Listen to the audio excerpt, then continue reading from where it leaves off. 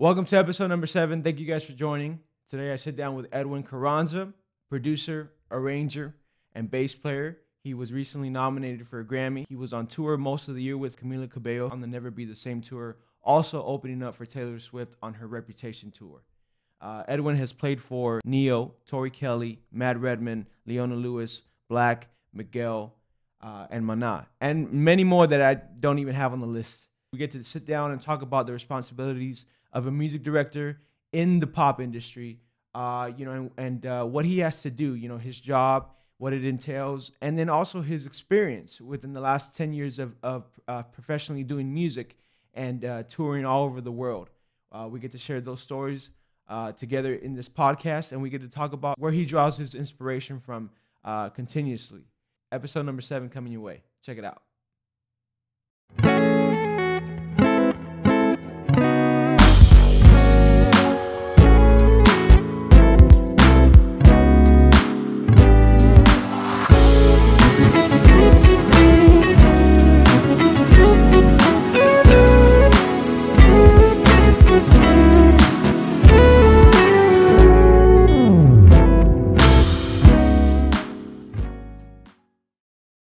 Welcome to Sir Kevin Says. This is episode number 7. Today we're with Edwin Carranza. Hey. How you doing, Edwin? Good, and yourself?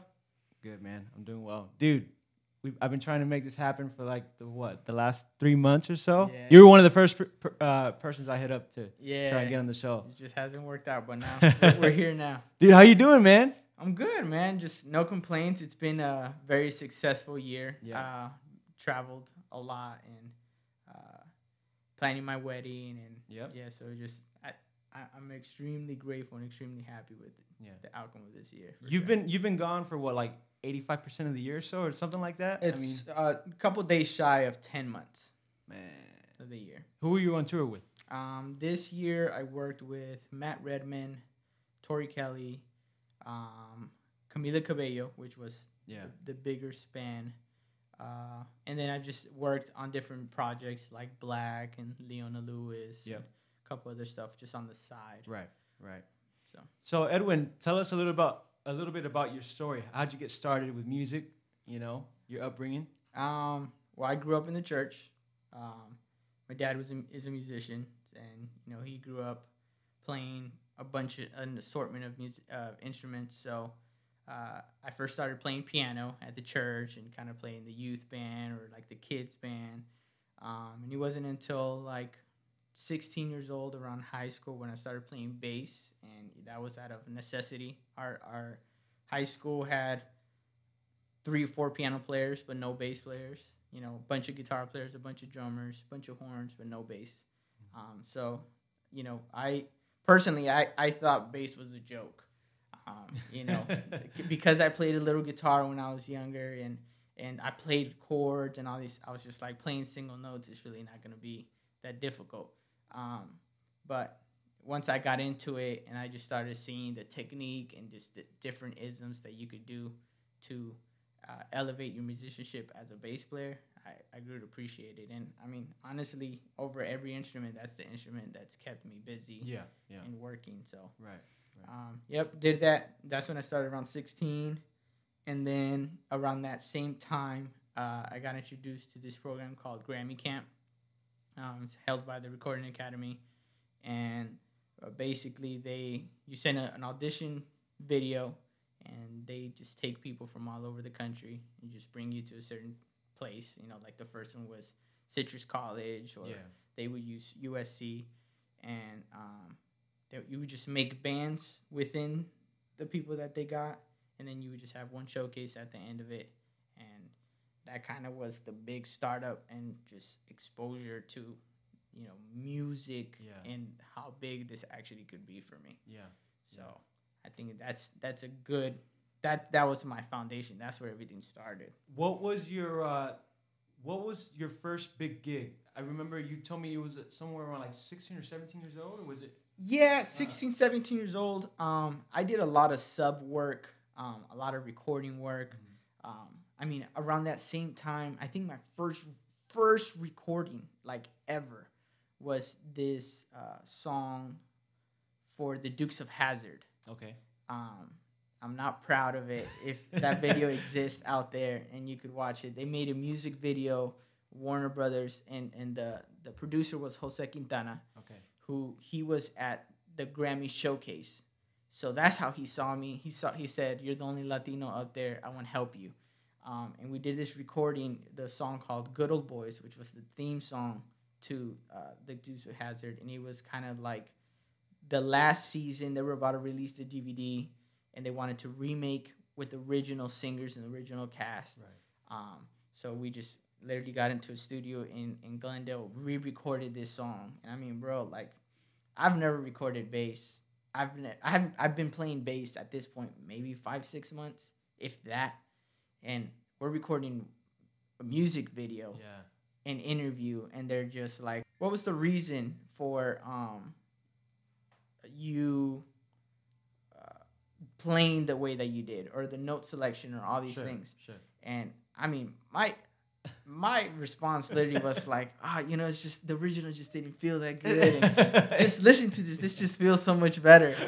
Like, bro, I mean, I promise you, I barely knew my notes at that point.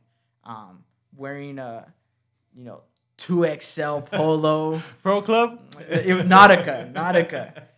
So like just everything about just that, the beginnings, like it's unorthodox. Yeah. And I feel like that's something I could say about my upbringing is it was very much pure when it came to the church and all those things. But once I submerged myself that this is what I was going to do, God was just blessing me in ways that like it's just difficult to just express like, oh, this is why this happened. It's just like, no, it's very much a divine. And unorthodox. So.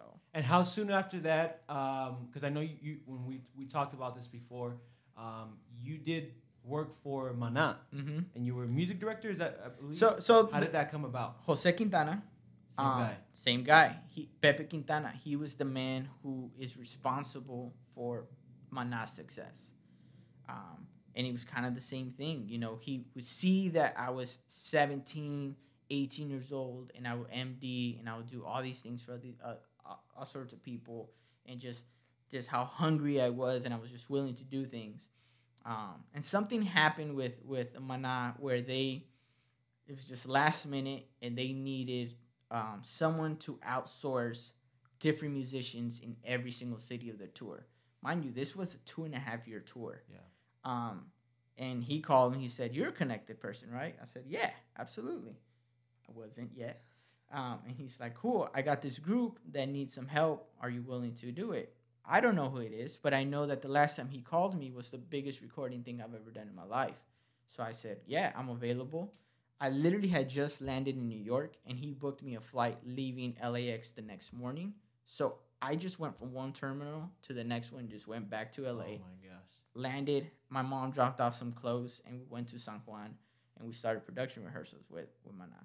And it was just like, again, just unorthodox, divine. It was just this man just taking a risk on this young kid has to be connected, and especially, Maná's a Mexican-based band, so they're huge in the States, but maybe they just didn't know, or just they didn't want to spend the energy. Right. So they just gave me a shot, and that's, that was kind of like another thing. It was just huge exposure, and just throwing myself out there into something that I had no idea what I was doing yet. That's funny, man. And you did that for, after you started production rehearsals, you did that for, you said 2 years? It ran about 2 years? Around 2 years. Oh, man. Yeah. So, I mean, mind you, this was, maybe I was like 21. But this was the biggest exposure that I've had. I had done gigs, and I had subbed, and I had done things for other people, but I had never done anything that I could take ownership of. And even though I didn't have to physically play on stage, I had the option because I play upright, or I play. Sure. So there was a string section, and I could put myself in the band if I felt like it, because I was the one hiring them. So I did that, in the bigger places, iconic Madison Square Garden, Staples Center, those places. I'm like, yo, I want to play at Staples Center, even if it's not piano or bass. Right. Like, I'll play upright, or I'll bow an instrument. So that's what that was, and that's where that whole hunger came and just desire to experience that again.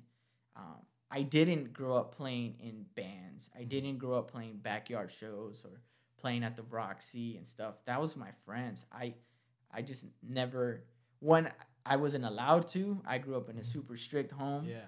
You know, playing circular music and all this stuff was never gonna happen.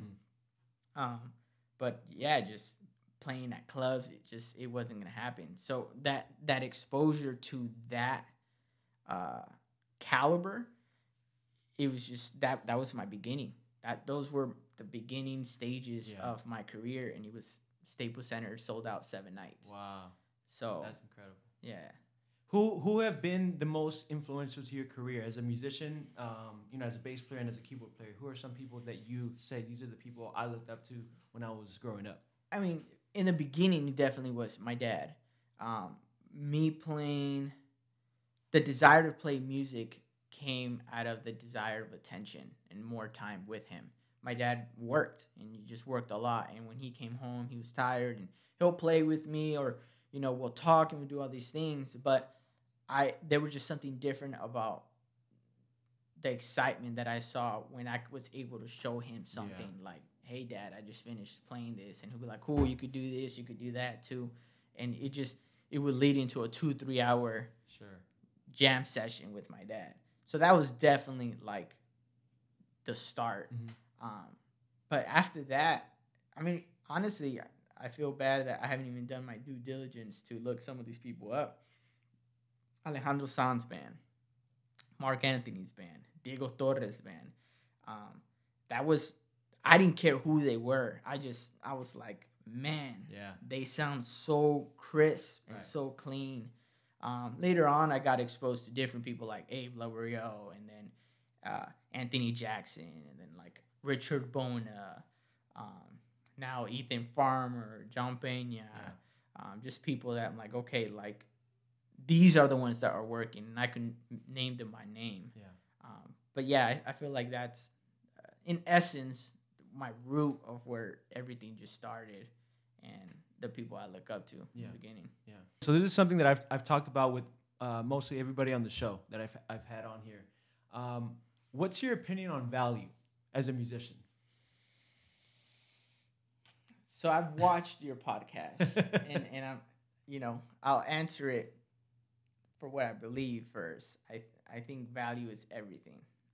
Value as an individual. I think value as in time, value as in your craft, value as in monetary. Ultimately, that's everything. I mean, if you can't find value in something that you're doing in any of those areas, then why are you doing it? Exactly. Things that you value, you respect. Things that you value, you dedicate yourself to, being the best at, because it's important to you. So yeah, I would say value absolutely is the most important thing when it comes to all of this. And I think the problem that we have in this industry is the understanding and perception of value varies on who's talking and who's saying it. Because I could value myself, but you don't value me. So that would dictate how much I get paid or what kind of work I get to. And that could discourage my value. And that could make me feel like, okay, well, maybe I'm not as valuable. And I drop what I believe is mine. And I just drop my value. I feel like how many times we should put a value count. So that then you end up underbidding yourself when you shouldn't have. So I think that's the biggest thing. You have to hone into what your value is and why that's your value, and just kind of commit to it. I remember one of the first gigs I did was Kenny Lattimore, and I called Ricky Minor, and I said, hey, I just got this gig. I'm MD'ing it. How much you think I should charge and all these things? And he said, hold up. First thing you got to do is, who's your band? Where are you rehearsing? Is the space available? Is the gear available? Get a rider from everybody. And once you finish all of the prep work, go back to your first question. How much you think you should get paid? He said, well, what do you think your time is worth? What is it worth to you? And that's where, at least for me, the foundation of business became one of the most important. I had to understand my value, and I needed to believe my value and support my value. So when I introduce myself to you and I tell you this is why I charge, you would believe me. You know, it's one of those things you have to believe it first. So yes, value in different areas. Yeah, It's absolutely the most important. when it comes to value as a musician, are there different standards? For example, because not only are you a music director, but you play keys and you play bass. So does that change when you assume different roles as a musician, or does it always stay the same? Like, you still think, because even if they're not, for example, if they're not calling you to be the music director, but they're calling you to be the bass player, you still think the same way when it comes to monetary charge or Well, I think monetary charge, that's such a tough topic. Like, okay, like if we're talking about business, I want to get paid the best, and I want to get paid the most possible money. But sometimes you just have to do it for the sake of the relationship, or you just have to do it with the understanding that this could lead up to something else. So an investment. An of some investment. sort. Yeah. So that's where your value lies, and it's like, okay, if this thing pays me $50, but they're really cool people and they've looked out for me in more ways than one, that has nothing to do with monetary, is it still worth it? For me, it is. It's like, okay, this is a relationship. This is people that I care about. Now, with people that you don't know, that's the risk. And like with anything, you just have to take a chance. And it's like, do I want to take a chance? Is this a genre that I even want to hone into? Yeah. Is this stylistic? Why am I doing this? And if I'm not doing it, why am I not doing it? And what am I going to do during this time? I tell people all the time, I live like a poor person, or I have a poor person mentality. And that comes from, we're musicians. You know, every time we get to perform, every time we get to do something, it's a privilege. You could have a party without a live band. You could do it without a DJ. You know, you could just play music. So when they elevate the quality of music, like, that's how you should take it. You know what I mean? Like, the fact that you get to do this is dope. Yeah. As a bass player, I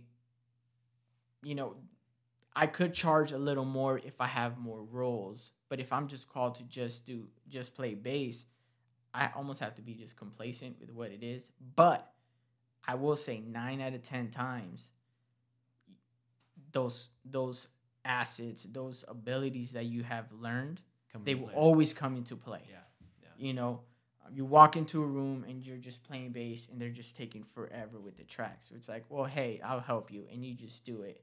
Or they're having trouble creating something. Okay, here's some input. Now I'm doing things that I would naturally get paid to do as a musical director, but I'm just presenting them as a bass player. What ends up happening is you're liked in the room, you know? So it's more likely that people will call you just as a bass player because they want these qualities. And give it enough time, that responsibility will come to you.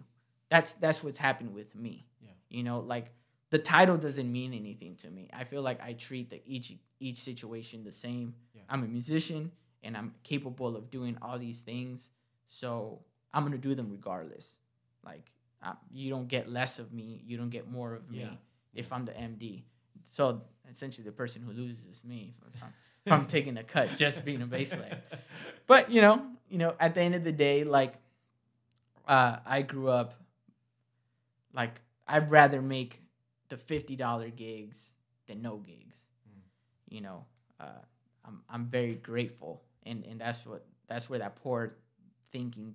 You know, I just don't know when this is gonna end. Yeah. I've been blessed that my career has constantly gone up, and it's doing something, but that could change any day from somebody's opinion or change of genre or what's cool, and I'm just so I always take situations like, you know, I've talked to you about it. I'm home for 3 weeks and I'm like, man, you got a church gig or you got a wedding gig, let me know. And it's not because of financial burden. Is I have the time and I'm available and I have the ability to play this thing. So why not? Yeah.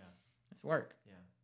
How do you mentally prepare? Because, you know, as you were mentioning earlier, you were on tour for most of the year, 10 months. You were doing the Reputation tour with Camila Cabello opening up for Taylor Swift. You go from playing. Let's trace back a little bit to, you know, you started a small church. How big was your church? Maybe 100 people. Yeah. You go from playing, you know, in front of 100 people to playing in front of 50,000, 60,000. How do you mentally prepare for that? How do you try and avoid getting nervous, messing up? What are some of the things you do? The nerve thing is an interesting one. I feel like everybody who's done it, you almost have to work hard to feel nervous because you are taught and you are basically, it's a job. So you are forced to not feel emotion and just focus at the job at task. Yeah. So you almost want to force yourself to feel the emotion. I'll be honest with you, and you hear this, it's a cliche now. Like, it's you get more nervous playing the smaller venues than the big venues. Yeah. The big venues, nobody is. You don't know if 10 people are watching you or not. Where in a small venue, you could just look out and you see who's physically staring at you. Yeah. So that's on the nerves. On just the preparation, it's the same. You know, it's absolutely the same. I have to know the music at the same level if the venue is small or not. You know, while I was on the Camila tour, I was getting ready to jump on the Tori Kelly tour, and there was no rehearsals for me. You know, Tori trusted me to come in and just be ready by show 4. You know, and that was it. Yeah. That's all it took. Yeah. So for me, every sound check meant something. Well, not even that. Every sound check leading up to it, the last 2 weeks, when we were done, I'll grab my bass and I'll run the Tori show, just to mentally prepare myself and get it under my fingers, and then after that, just put the bass down and just start listening to the Camila show because I didn't want to, just get disconnected to what's literally happening or what's about to happen right now. Yeah. But all that to say is, like, I treated them the same. Like, one, we had production rehearsals and all these things. The other one, I had to force myself, and I rehearsed the same. I prepared myself the same. Yeah. And I feel like the outcome was the same. So, good shows, good artists. So. You work with so many different artists, you know, since I've known you. We met about, 2-3 years ago? Yeah, 3 years ago now. Since then, you invite me to these shows. Bro, come check it out. Because you're only here for a couple, for 1 or 2 days, and then you take off again. When it comes to working with different artists, how do you work out when you, like, saying yes to them or saying no to them? What are the conditions that you take into account? I say yes to everything. You're a yes man. I'm a yes man. Like Derek spoke about this. That's an Adam Blackstone mentality as well. We say yes to everything. Only because we just don't know. If people had a recipe for a hit song, then there would be one person that could just be like, I charge $1 million. Because I know it's going to be a hit song because I wrote it. But nobody knows that. It's a trend, and people are trying to be ahead of the trends or create the next trend. Right, so nobody has any control of what's going to be cool. Yeah. You know what I mean? So with that said, I say yes to everything. The conditions more become, am I going to physically do it? Okay. Or am I just going to foresee it? What I've learned is that one of my callings or one of my roles in this world is to be a bridge. And it's a blessing to be a bridge because I have the contacts or just the trust from one group to connect with another group. And I mean, man, there's just so many talented musicians that just aren't working. And I don't think it's wise for me to say no because it doesn't benefit me.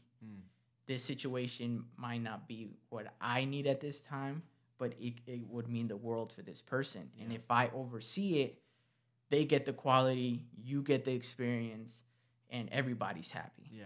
You know, and you just never know. Like, that person could blow up, and it's like, then you got to call your friend, like, man, it's been fun, huh? You know, it's been really cool. You've been grinding. Yeah, so I'm going to be jumping on for a couple shows just to see how it is. You know, Marcus Kinsey, this last tour, he plays keys, and, you know, diet was a huge thing for this run. And he'll just be like, how's the peach cobbler over there? I'm just going to go check on it just to see how it is for everybody. You know, so it's that sort of thing. Just give other people the opportunity. Yeah. You know, to just see. You know, I think a good example, like Black. Six Lack. Artist, when we first got the count, I mean, the album wasn't out yet. Just, you know, it was just a new artist that wanted programming and wanted our insight. And Derek and I took it upon ourselves to just go ham. You know, like, I remember being in the studio, and Derek would be like, you know, what are we doing? How big are we going with this? And I'll just be like, man, everything. He's like, really? Like, they're gonna shut it down. I'm like, I don't know. Let's just go for it. And, you know, that was a performance recording. I mean, we had this. Mind you, when they called us for this gig, they said, I think we want to do it acoustically. So, you know, guitar, maybe like a piano. And what they meant was unplugged. Okay. So that sort of thing. When I show up to production rehearsals, which is the day before rehearsals, we already have an arrangement for that and everything done. They have this crazy stage plot. This huge LED floor, you know, truss, beams and stuff. I'm like, unplugged? We're going to look nuts. Like, what is this? So then they showed me kind of what they were talking about, and it was a Kendrick performance. And it was a live performance. And that's where trying to understand management and understand artists, where they may not be describing things literally. So you just have to kind of submerge yourself to what do they actually mean. Yeah. Man, that day we went back to the studio, and we just arranged this whole thing, full strings, start calling our friends to play strings, call a friend to play guitar, and just made the band into a live performance. And, you know, now look at Black. Like, Black is middle of a tour, just killing it. Most of the shows are sold out. Has a Grammy nomination. I believe he has 2 Grammy nominations. Wow. He's very much someone that people were willing to drop everything to work for, and we've been working with them since day one. Wow. And, you know, we were no better or treating him any less than any other artist that was already, you know, seasoned. Right. Like, we say yes to everything. And it works out. It definitely works out in the long run. Now, Edwin, you went to Cal State Northridge. Mm-hmm. Being that you went through the school system, they taught you music theory, jazz harmony, musicianship, all these things. What are some things that you think are not taught in the school that you would implement right away? So this needs to change. And what would you stop teaching? What are some things that you would say, you know what, you're never going to use this? I'm going to need you to remind me the questions as we go, because I'm probably going to get submerged into it. Yeah, I think what they should teach is, one, etiquette, you know, music business, but like not law, but literally how do you negotiate your deals? How do you negotiate per diem, flights, all those things? How do you manage yourself so you don't get taken advantage of because you are new and unexperienced? That would be the number one thing. It's like, teach people how to save. You know, Derek talked about all those things, the Roth IRA and all those things. Man, like, we are blessed that we could make a good amount of money in a short period of time. but everybody spends it as fast. And it's like, how do you manage your money? What do I have to do to be able to afford a house or be able to afford this thing, the gear and all these things, and not just spend it and have this mentality that, well, I'll save on the next gig. It's like, man, you don't know if, like Derek said, you don't know if the gig you did was the biggest gig of your life. Yeah.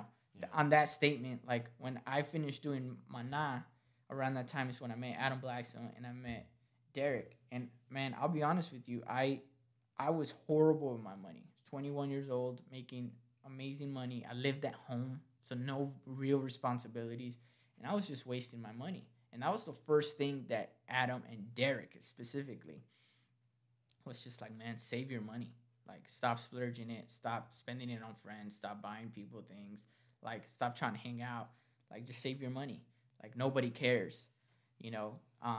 If he had not done that, I would not have had the opportunity to save enough to purchase my first home. Yeah. So it's like those things. It's like, why? Why do these things happen? I mean, I feel like Derek covered that stuff well. The flights, the per diem, the lobby calls. Yeah. Invoices and invoice. Like I tell people all the time, I think one of the hardest things about being a bridge is having to start over with somebody that just doesn't know. Yeah. An invoice is something that I just, I got to send you an invoice, give me 2 minutes and I'll send it and I'm done. I already have my template, have all these things. But if you've never done an invoice before, well, what do you number it? What do you call it? Who is it addressed to? Do you put your bank information? Do you put your routing information?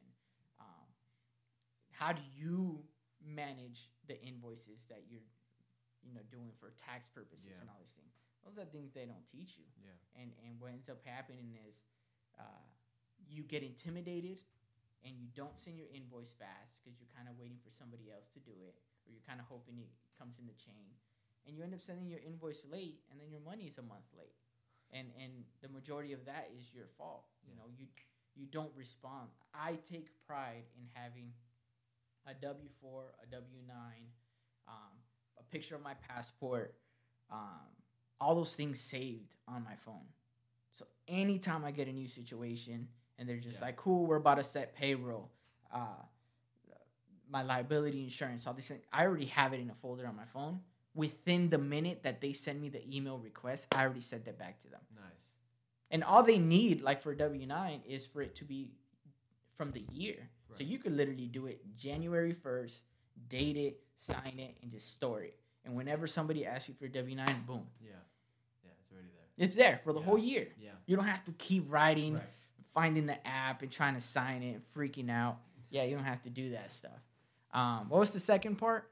The second part, when we were... so you said... and I what would I add to the school? Yeah, So that's what I would add. That's what I implement. Okay. I think just a realistic understanding of what life as a musician is. Like, number one, it's a joke, but the number one rule on a tour bus is you don't poop. And it's almost like a given for everybody who's toured. But man, imagine being the first person on the bus and you've never toured and you just gotta go. Well, that could cost you between $400 and $700. A part that all your peers are gonna hate you for the first week. Like those things. Like somebody just take the time to just let everybody know and make it common knowledge and not make it into this thing like, well, you'll figure it out if you make it. Yeah. It's like, man, give me a shot. Yeah.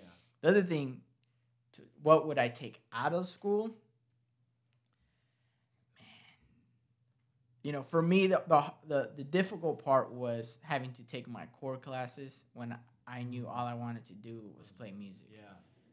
Like my mom would tell me, you have to get your degree, and that's the only reason I finished my degree was from my mom.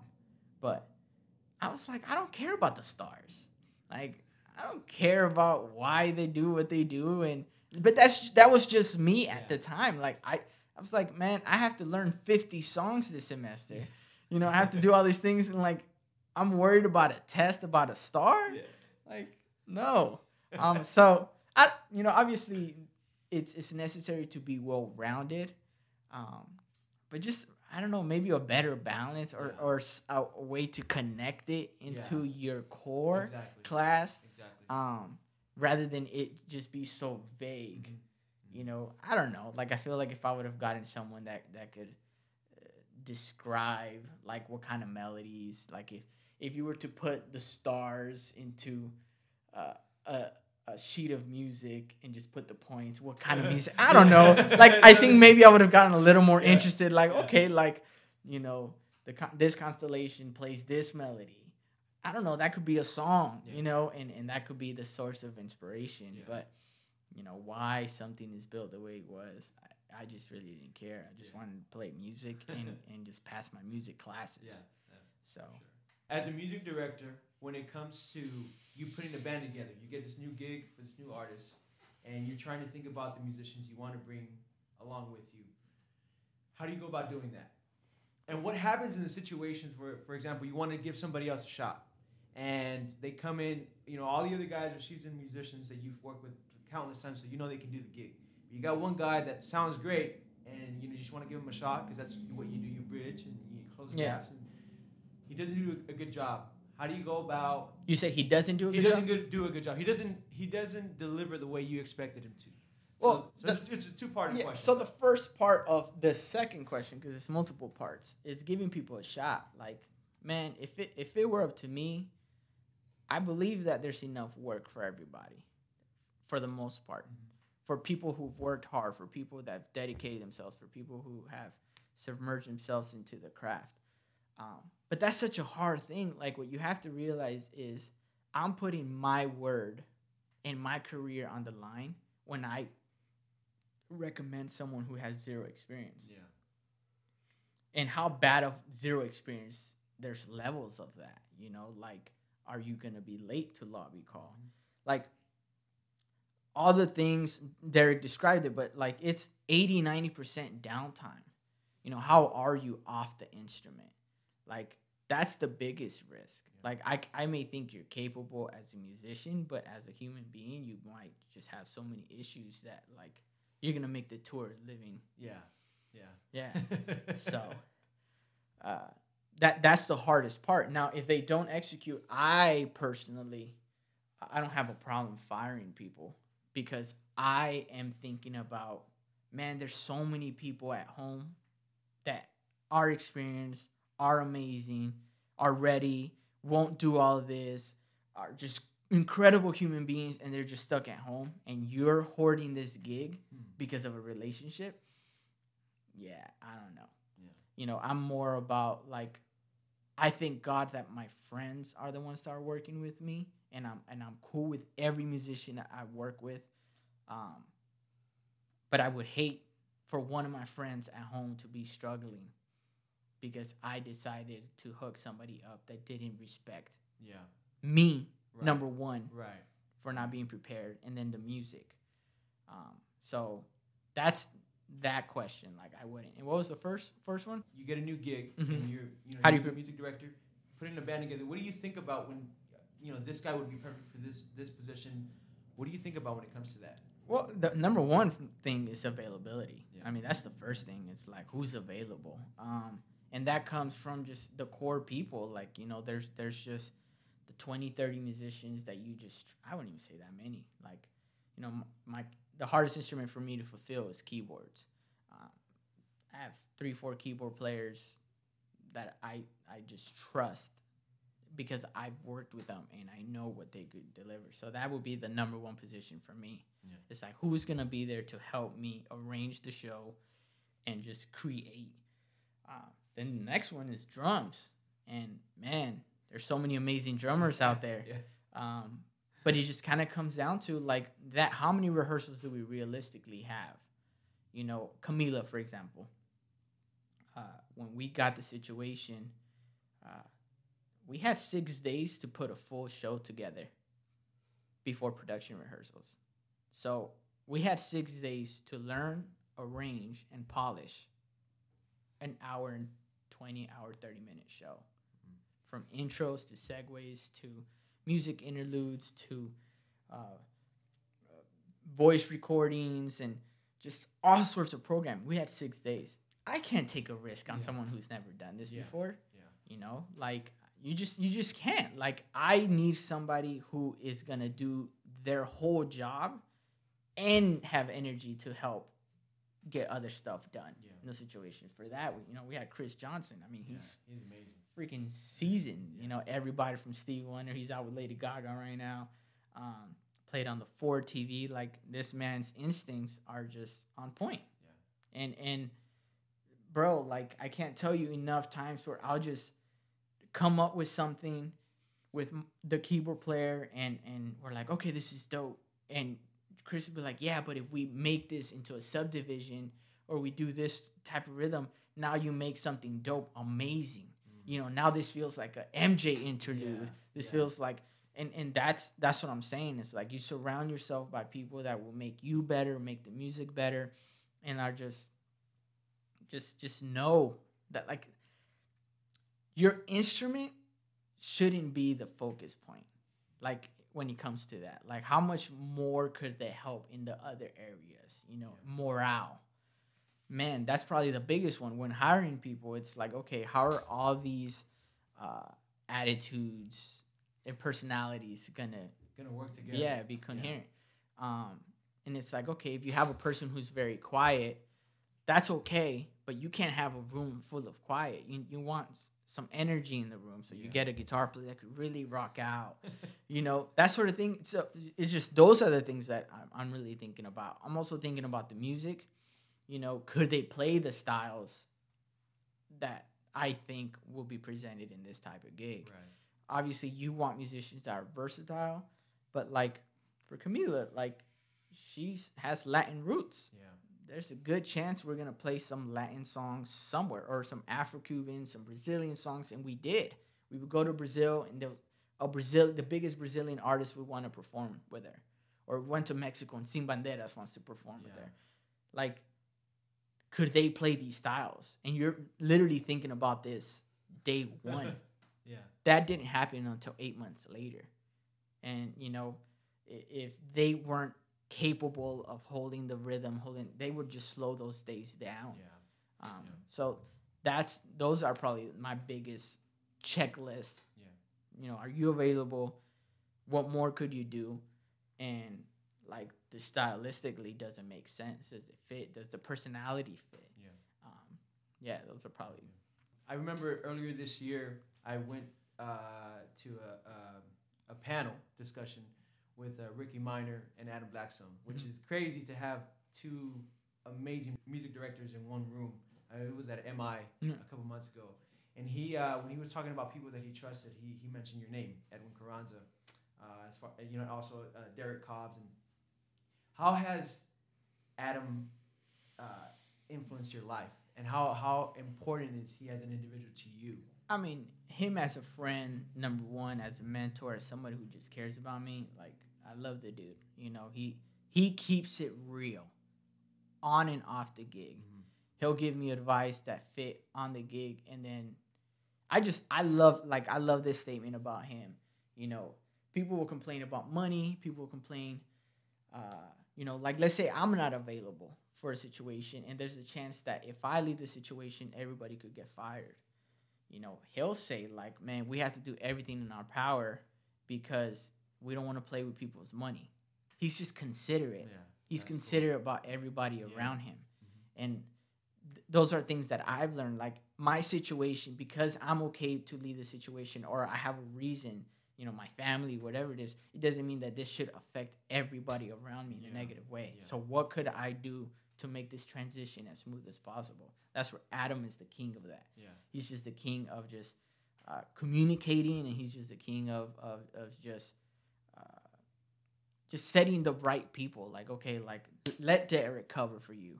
You trust him, and we know he helped arrange the show. So what better person to cover these week and just protect everybody's job. So him as a person, love him, respect him. Now, like in my career, I mean, after the Maná stuff, playing with another Latin artist at that point felt like how much bigger could it get? Yeah. You know? Yeah. And I was like, okay, well, my dream, and this is random, but my goal and my dream in music was to just play key bass.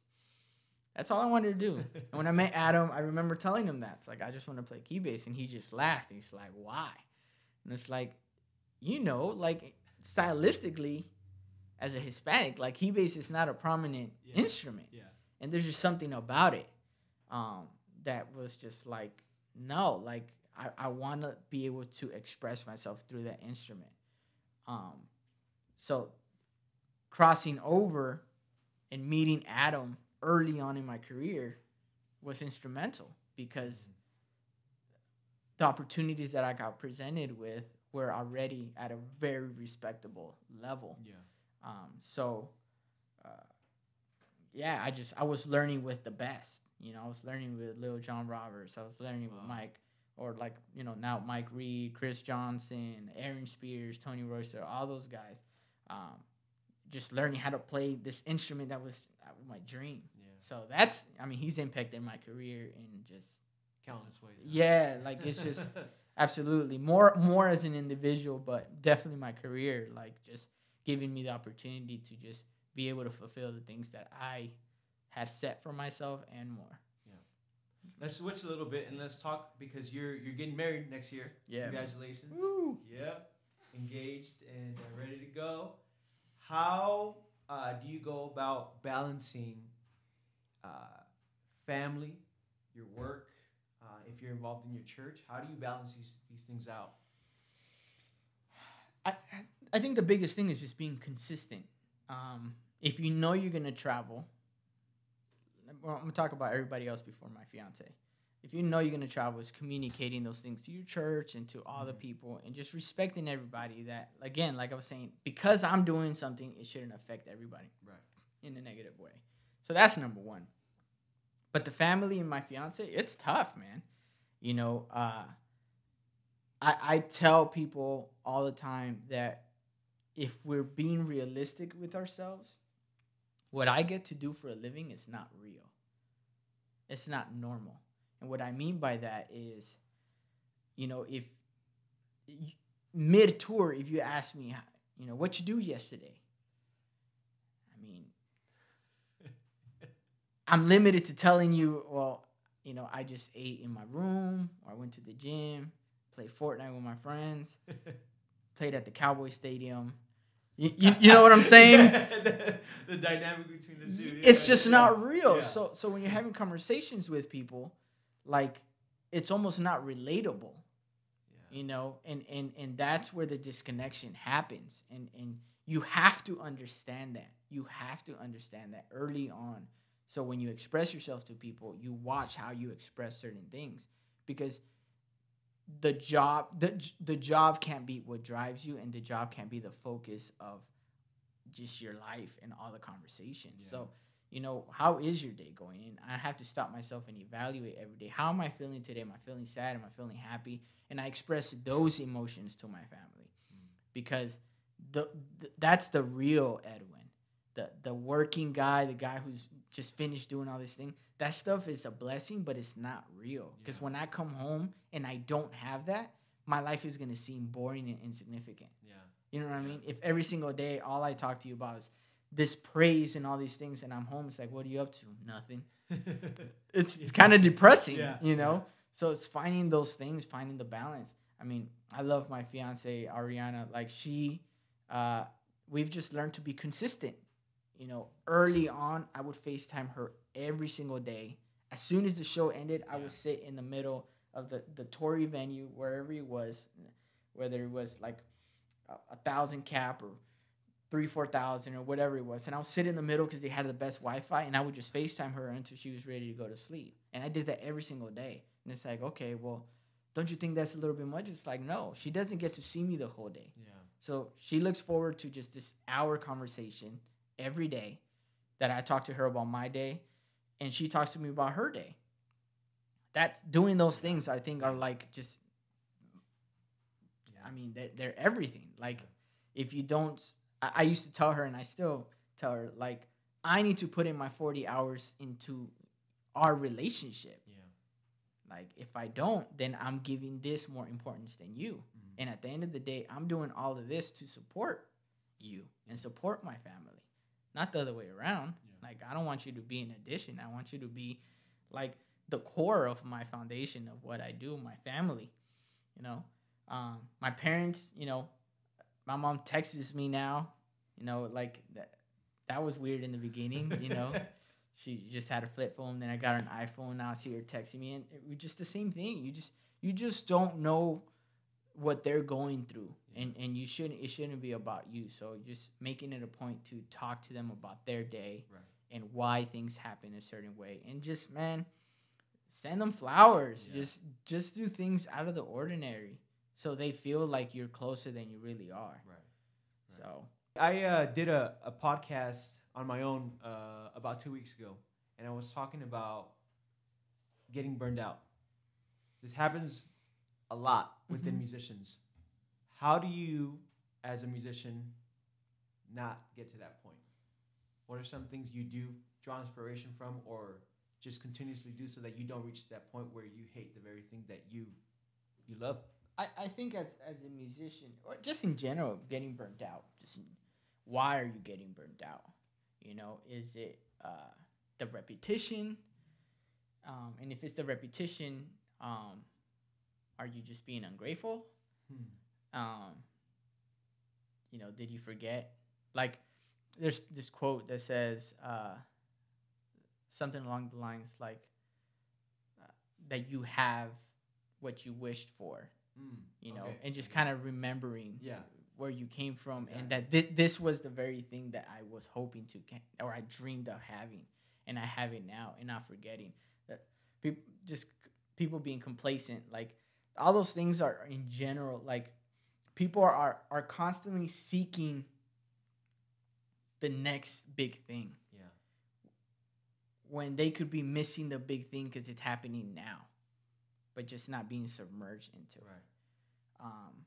You know, doing things wholeheartedly. You know, I just had a conversation with a friend about a relationship, and he was just talking about, you know, he wants to fall in love and he wants to do all these things, but he's scared of being hurt, and he feels like he's never submerged himself into a relationship. And I told him, I was like, well, then you're just wasting time, you know? And it's like, are you burnt out because you haven't committed yourself into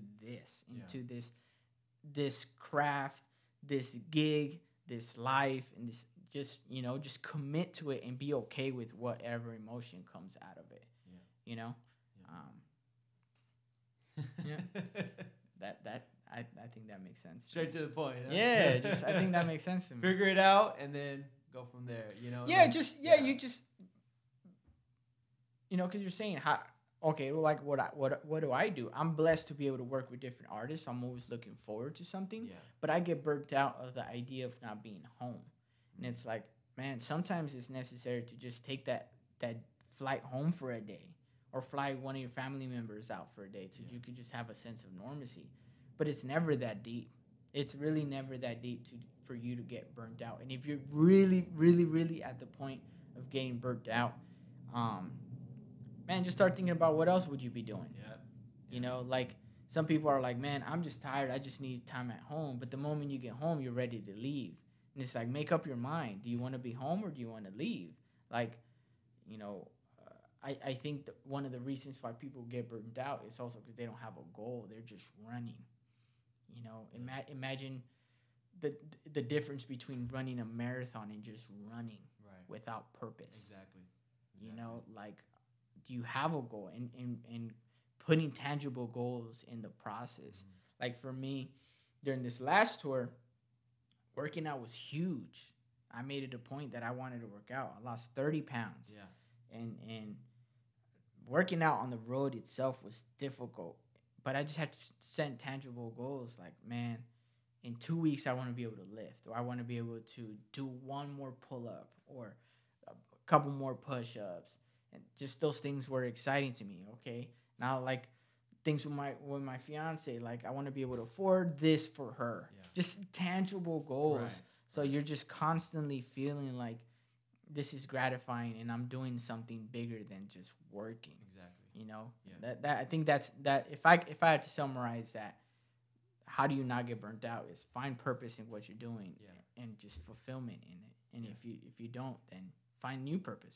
Figure it out. Yeah, no, that's good. That's good. Do you love traveling? I've traveled. I have this app. It's called BEEN, hashtag BEEN. Okay.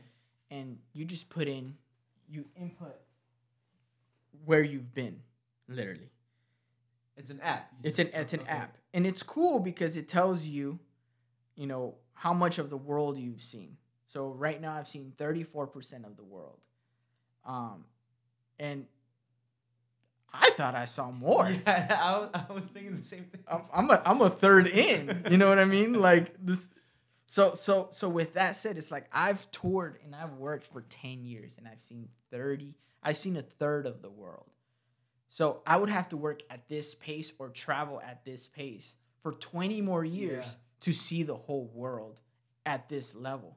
At this level, you get the most opportunities to, you get in a city, you have a day off. Mm-hmm. So if I had a chance, I could travel to each country and just say I'm done in a year, but there's nothing fulfilling about that. Yeah. It's like creating memories in each place. So I would have to do this for 20 more years. Yeah. 20 more years at this level to see the world. And it's like, man, the world is so big. It is, yeah. And even that, like, purpose, man, like, how significant or insignificant is what I'm doing or not doing right now. And just, they kind of puts it in perspective. Yeah. Like, I'm complaining about this, but people wish all over the world that they could have it. Exactly. So, I have no excuse to get burned out. I love traveling. So, with that said, I love traveling, but I recently started traveling with my fiance. I've been to Chicago maybe 100 times. And about a month ago, she came out.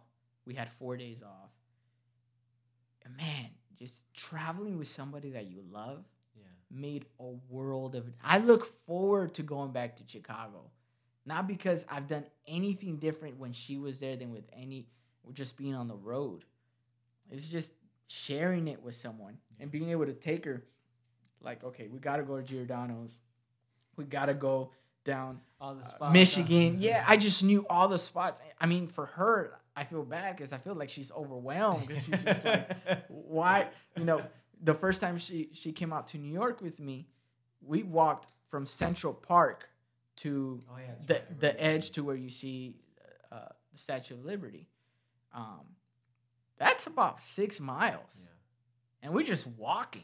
But I was just like, okay, we're going to hit the Empire State Building. We're going to see Madison Square Garden. We're going to see the Arc. We're going to see where Spider-Man was filmed and all these things. And it was just, I was just excited to see the world. So I'm there now. I have loved that I've had the privilege to see the world, but I'm looking forward to doing it with my family and doing it with my fiance and my own family later, for sure. Yeah, that's good, man. And I guess this will lead to the next question because it was a simple one, but, some things that you do in your time off that you. So I'm very much an introvert.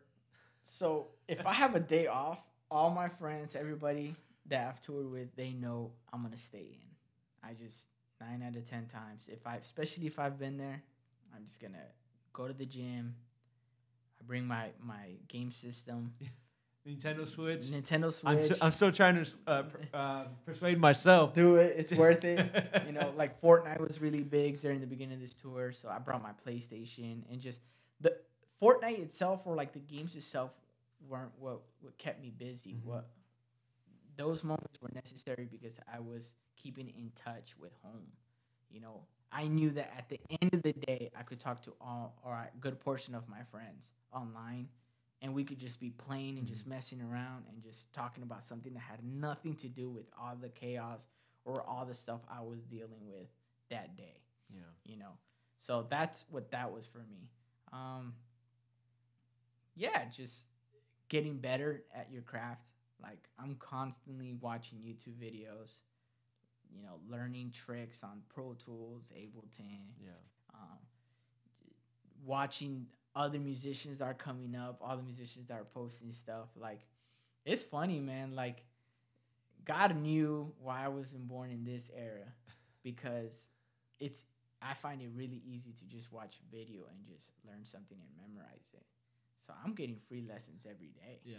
You know, I just go online and I just kind of watch videos of like, uh, this amazing bass players or guitar players and stuff. And it's like, it's free lessons, man. Like you just save those videos and you just work them out later. You know, you just get 20 of them and just sit down and just practice for an hour and you just grow. Yeah. So that's good, man. Is there anything else that you're passionate about besides music? No. I mean, honestly, That's it. yeah, that's it. I'm a one-trick pony. No, I think people, like the relationships, church, ultimately it's just people and just how I could impact people in some way, positive, for sure, and just pour into people. So just finding something to do that will allow me that avenue. Yeah. You know, it could be teaching music, it could be talking and giving advice to different people, or just hanging out with people, man. Yeah. Like I think one of the biggest things I miss out is the normacy, you know. So like, yeah, you guys get to go to the movies, when you guys get to go mini golfing, all these things, and when I come home, I just want to do all of them. I want to do them in the same week. Yeah. So like, I think when I'm home, that's what I'm most passionate about. Is just kind of investing all my time into the relationships of people that I genuinely care about. Yeah. I love hosting people at my house. I do game nights. We do, when I'm home, at least Korean barbecue a couple times. Just those things, just to sit down and just laugh about anything that has nothing to do with music. Yeah. Just a human being. What advice do you have for aspiring individuals trying to do this professionally at the level that you're doing it, traveling, touring, working with these artists? What's the biggest advice you could give to them? I think the biggest thing is have a plan and understand why you want to do what you're doing. A lot of people want to do this industry thing for the fame, or okay, well, like I tell people this all the time: pick two, money, work, play. You know, and it just puts your priorities into perspective. You know, you'll think, well, if I work, that means I get money. And it's like, no, because in this situation, you could work in anything else that has nothing to do with music. Mm. You're just saying work. Yeah. Where are you dedicating your time? You know, you say play, work. So that means that you're willing to just see the world and travel with just doing music. So play, work is you just want to do the music and you don't really care about the money. You know, like you're willing to travel the world and do all these things, and you're just happy. You're content with that. You could say work, money. That means that the play could be something as you're just happy with playing at your local church, or you're just practicing. So just putting all those things into perspective, it's like, why and what are you really trying to do? Mm-hmm. Because I just want to make it is too vague, and there's no plan in that. Yeah. Make it to what? Exactly. Make it for what? Yeah. Do you want to be a professional musician? What does that even mean? Like, you want to sustain yourself playing music? Okay, well, are you willing to give up your family? Mm-hmm. You know, I have certain friends that, like, I've offered them amazing situations, but their mom's birthday is coming up, and they're just not willing to miss mom's birthday, so they just can't do the gig. That's his priorities. Yeah. I can't say anything that he's right or he's wrong for that. That's just where he set what's important to him. Yeah. You know? So he's content with working and doing all these things, and play is so secondary for him. Mm. You know? Like, so it's just finding and making a plan, like, why and what am I trying to accomplish? Because you can't have it all in this world. You can't have the family. And essentially, what are you willing to give up, you know, to do that very thing? You're giving something up. Yeah. Because you're splitting up your time. Yeah. You know? The only other thing that you could do is work harder than everybody else. Mm-hmm. But you're giving up your life. Yeah.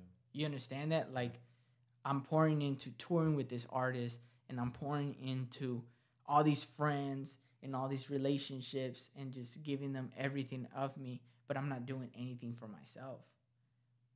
Like, you got to include yourself in that process as well. Like, am I giving me time? Am I eating healthy? Am I taking care of am I sleeping? Like, you know, it's not about, you know, you can't pour into somebody else if you're empty. That's good. You know, so like those are the things that you just have to just be real with yourself. You know, early on when I started my career, my pastor, late Pastor Frank Wilson, he asked me that question. He said, "What would it take for you to feel like you made it?" And I said, "Well, you know, the gig, play in front of 100,000 people, like have a house, all this stuff." He said, "Slow down, slow down, slow down." He said, "What kind of gig?" He said, "Close your eyes. How many people? What does it smell like? What does it look like? What are you doing? What is your family doing? What kind of house do you live in? What kind of car do you drive?" You start thinking about all these things. And we did this enough times that, cool, I sat down and I said, "Yeah, I made it. All right, close your eyes again." In that, what's that movie with Leonardo DiCaprio? Like Inception? Inception. Yeah, so like almost like an Inception. So now that I made it in here, what would it take for you to feel that same feeling again that you made it? It's like, okay, well, my kids are growing up. My parents, I bought them a house down the street, and I start thinking about these things. And once we did that about 3-4 times, he said the common thing that I talked about the whole time was me taking care of my family. So he said, focus on that first, and everything else will come. That's good. That's you know, good. Yeah. like just stop thinking about the gigs. Stop thinking about these things. Focus on what do I need to do to sustain and maintain my family, and just find that fulfillment. And man, just leave the rest to God and just your ability. Like things will come. Right. You know. That's good. Just so. Yeah, just have a plan. Like just be real with yourself. Just be real with yourself. Yeah. Edwin, thank you for your time, man. I know your time is very valuable. No, man. I know the few moments we get to share, I always appreciate it, man. So thank you for separating some time to be here today. For sure. Everybody, this is Edwin Carranza. Thanks for checking out episode number 7. Sir Kevin Says. We will see you guys next time. All right, take care. Woo! Thank you guys for checking out episode number 7. Hopefully you guys enjoyed it. If you did, go ahead and subscribe down below. Like and comment on this video. Let me know what you think. Remember that we release 1 episode per week every single Friday. And the only way you're going to get notified is if you subscribe. You'll see new video uploaded by Sir Kevin Says. So check it out. Let me know what you think. And we will see you guys for episode number 8 next week. Take care, y'all.